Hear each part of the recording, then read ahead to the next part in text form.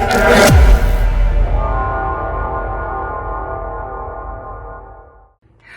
This is Imara and this is my show pure history. आज का show शुरू करने से पहले आज फिर मैं एक जबरदस्त शेर अर्ज करना चाहूंगी। मुलाहिजा फरमाइए प्लीज। शेर है, बर्बादी की खुशियां किस तरह मैं जताऊं, बर्बादी की खुशियां किस तरह मैं जताऊं, शोक मनाऊं या जश्न मनाऊं। इस कदर लुट गई हूं मैं, इस कदर लुट गई हूं मैं कि धड़कन भी ना रहा हमारा। जो मौत घर आई तो खुदा को क्या मुंह दिखाऊं, शोक मनाऊं या जश्न मनाऊं। मेरे टूटे हुए दिल को जब वो कांधा देंगे, मेरे टूटे हुए दिल को जब वो कांधा देंगे, यकीनन वो हमदर्दी का झांसा देंगे। इश्क की इंतहा मैं कैसे बताऊं, इश्क की इंतहा मैं कैसे बताऊं, मोहब्बत की डूबती नैया को किस तरह मैं बचाऊं, शोक मनाऊं कि जश्न मनाऊं। हाय, दिस इज इमारा। आज का शो एक ऐसी औरत के बारे में है। ज्यादातर लोग औरत को सिर्फ समझते हैं कि उन्हें सिर्फ मोहब्बत के लिए पैदा किया गया है, पर ऐसा नहीं है। ये शेर कुछ खास औरतों के लिए मैंने बनाया है। आज की औरतें नहीं, कुछ औरतें हैं जो मॉडर्नाइजेशन के नाम पे नंगा नाच कर रही हैं, और मॉडर्न होने का उन लोगों ने क्या डिफिनेशन निकाला है ये सिर्फ वही जानती हैं। तो उन्होंने अपने कपड़े के साथ अपनी आत्मा को भी नंगा कर दिया है। तो ये उनके लिए नहीं है, ये औरत के लिए है। औरत जो जन्म से ही इतनी पावरफुल, मजबूत, शक्ति, देवी, एक स्ट्रॉन्ग चीजें की औरत है, इसका मतलब बहुत बड़ी बात है। तो ज्यादातर जो औरत को लोग मोहब्बत के लिए समझते हैं, तो मेरे कहने का मतलब है कि औरत जो है सिर्फ मोहब्बत के लिए नहीं है। औरत का दिल समंदर के सतह के मानिंद है, खामोश। यानी समंदर की सतह जितनी खामोश है, उसके अंदर हजारों लाखों तूफान अंगड़ाइयां लेते रहता है। ये लोग समझ नहीं पाते। जिस सतह के अंदर औरत सब कुछ दबा दबा कर, छुपा छुपा कर रखती है, पर ऊपर से सिर्फ पानी नजर आता है, एक शांत पानी। पर यही पानी सैलाब में बदल जाता है तो सुनामी यानी शक्ति इसी को कहते हैं कि जब वो बदल जाती है तो वो क्या हो जाती है। जितनी खामोशी समंदर के अंदर है, उतना तूफान भी समंदर के अंदर है। तो जरूरत पे दोनों बाहर आता है, टाइम टू टाइम। तो आज की कहानी जो है, मैं बात करने जा रही हूँ मंगोलों के बारे में। मंगोल में एक ऐसी रानी है जिस पर काफी पिक्चरें बनी है, जिसका नाम था खुतलून। खुतलून का मतलब आप समझोगे कि मुस्लिम है, नहीं, ये लोग मंगोल है। मंगोल एक अलग कम्युनिटी है, अलग जाति होती है। ये लोग टेंगरिज्म रिलीजन को मानते हैं, ये लोग मुस्लिम नहीं होते हैं। और ये लोग प्रकृति की पूजा करते हैं, जैसे चांद, तारे, सूरज, हवा, पेड़ पौधे। ये इनको शक्ति मानते हैं और इनकी ही पूजा किया करते थे। और ये जमाने से थे। जैसे मैंने पहले हूनों का जो वीडियो बनाया, जो रशिया से निकले थे, तो ऐसा नहीं कि हून काले होते, हून गोरे भी होते हैं। तो जितने जो मंगोल हैं, इनके जो पूर्वज है ये हून थे। उसके बाद ये मंगोल बने। यानी जब ये बढ़ते गए, कोई रशिया गए, कोई पर्शिया गए, कोई भारत आए, कोई कहाँ गए, इस ढंग से ये लोग बढ़ते गए। और बढ़ने के बाद अलग अलग जाति, अलग अलग कम्युनिटी में ये बढ़ गए, और अलग अलग रंग भेषा में। पर ये थे बहुत ही जंगली, वैशी, बार्बर जाति के। यानी इनका जो मूल तत्व है वो बहुत ही जंगली था। जैसे चंगेज खां के बारे में आप लोगों ने नाम सुना है। चंगेज खां पूरे दुनिया में एक ऐसा बादशाह है जिसके नाम से दुनिया कांपती थी, और जितना कब्जा उसने जमीनों पे किया है उससे ज्यादा किसी ने नहीं किया है। वो इस ढंग का बादशाह था। और जितना उसने मुसलमानों को मारा है, यानी ईरान यानी पर्शिया को उसने ऑलमोस्ट 80 से 90% आबादी को उसने बर्बाद कर दिया था, यानी मार के खत्म कर दिया था उसने, चंगेज खान ने। तो ये लोग जो है मुस्लिम नहीं थे, ये लोग मंगोल थे। और इनके नाम में जो खान लगा हुआ है, खान, ये मंगोलों का एक टाइटल हुआ करता था, उपाधि। यानी जो जितना ताकतवर होता था उस जमाने में, जो शुरुआत हुई खान की, जो जितना ताकतवर हुआ करता था, जिसके पास ज्यादा ताकत होते थे, जो पावरफुल बादशाह बनता था, उसके नाम में खान लगाया जाता था, खान। फिर वहीं से निकल के ये बाहर खान बन गया और लोग लगाने लगे। तो मैं बताती हूँ कि ये लोग मुस्लिम कब से हुए। तो चंगेज खां की जो मृत्यु हुई, क्योंकि वो इतना दरिंदा और इतना वहशी, मतलब जो भी था, उसकी अलग पर्सनालिटी है, उस पर पूरा वीडियो मैंने एक बनाया है, आप लोग जरूर देखें। तो उसके अलावा उसका जो कैरेक्टर है, वो जो था, इन लोग एक अलग तरह के लोग थे। और ये लोग जो है वही टिंगरिज्म को मानते थे। और इनके कई सालों बाद, यानी कितने सालों बाद, एक बादशाह हुआ जिसका नाम था लराशन लोबान। तो लराशन लोबान ने इस्लाम एक्सेप्ट किया था मंगोलों में, जिसके बाद से ये लोग मुस्लिम हुए। पहले ये लोग मुस्लिम नहीं थे। उसके बाद ये लोग जब मुस्लिम हुए, बाद में आगे बढ़े, और इन्हीं का वंशज है बाबर। ये लोग मुगल वंश जो आप कहते हैं, तैमूर, ये सब उन्हीं में से निकल के जब इन लोगों ने इस्लाम एक्सेप्ट किया, तो अब ये लोगों ने कोई तैमूर, कोई बाबर, यानी मुगल, बहुत तरह की डायनेस्टी इन लोगों ने बनाया। और बनाने के बाद इन लोगों ने इसका एस्टेब्लिशमेंट किया। तो मैं बात करने जा रही हूँ, ये 1280 की बात है, तब तक इन लोगों ने इस्लाम एक्सेप्ट नहीं किया था। तो चंगेज खां की पोती के बारे में बात करने जा रही हूँ। जैसा चंगेज खां वैसी उसकी पोती। वो इतनी खूबसूरत थी, इतनी खूबसूरत थी कि उसकी खूबसूरती के चर्चे पूरे दुनिया में थे।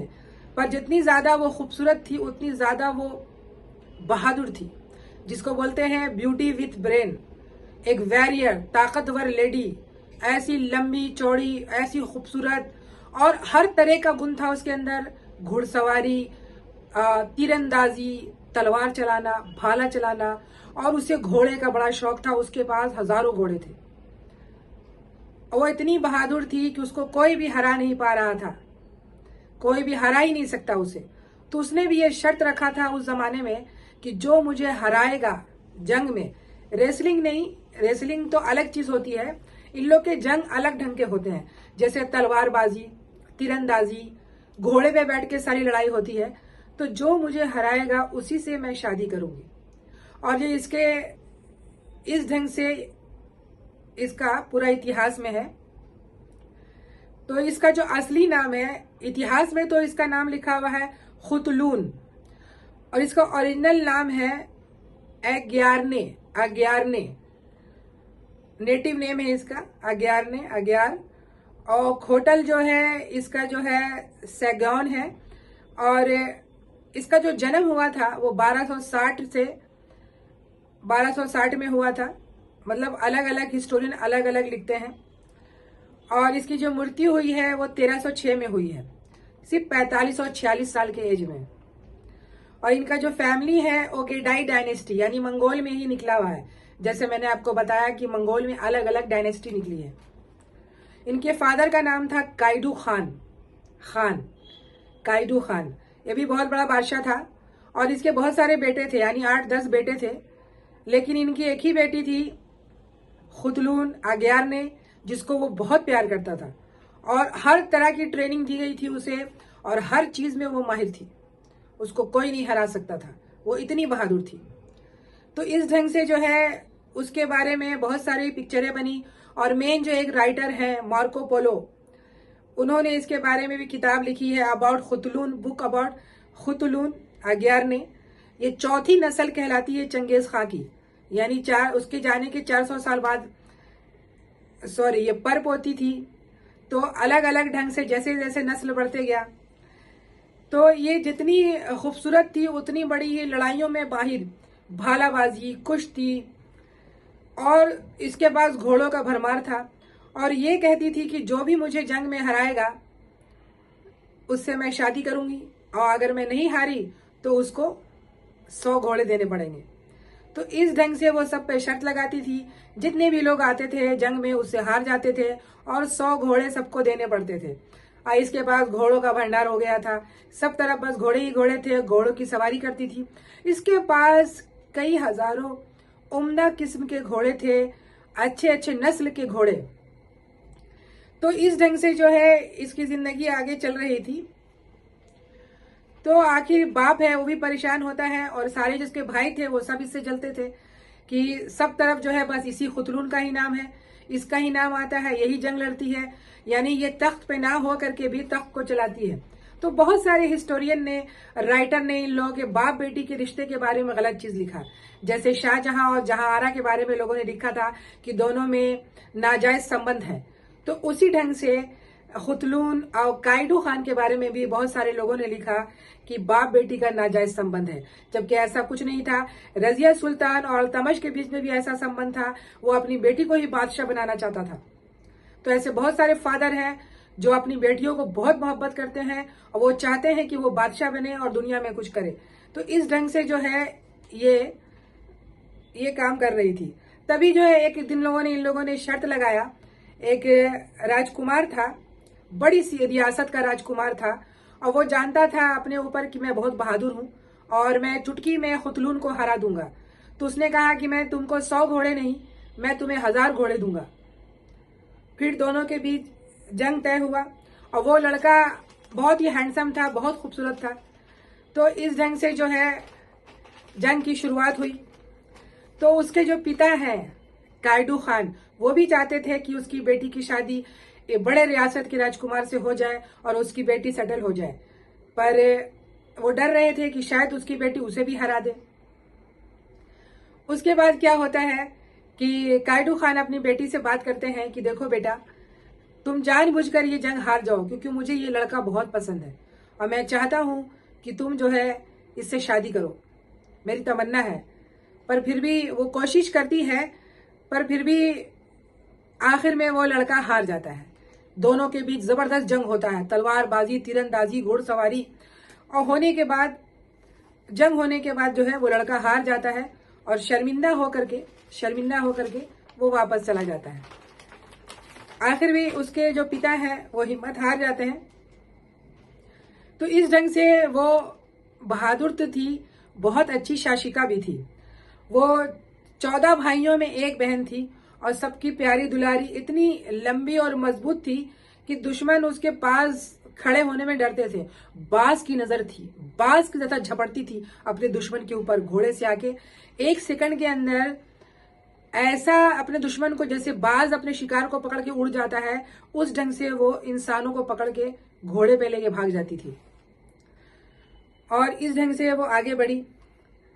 गाजान तो आखिर कोई ना कोई तो इससे मोहब्बत करेगा ही। तो इसकी भी लव स्टोरी थी। एक गाजान नाम का आदमी था, सेनापति, जो यहाँ सिर्फ इसलिए आया था, उसके पिता की हत्या करने आया था, किसी दुश्मन ने भेजा था उसे। पर वो आकर यहाँ खुतलून की मोहब्बत में वो पड़ गया और मोहब्बत में होने के बाद दोनों के बीच प्यार चला, पर दोनों की शादी नहीं हुई। और जो है वो वहां से वो फारस का था, फारस चला गया, वहां का बादशाह बना। 1205 की बात है। और मंगोल सिर्फ इसलिए आया करता था क्योंकि वो किंग कायडू को मारने आता था, पर उसकी नजर खुतलून पे पड़ी और दोनों का प्यार हो गया, पर दोनों की शादी नहीं हुई। इसलिए वो लोग दोनों को मरवा देना चाहते थे। अब जाहिर सी बात है कि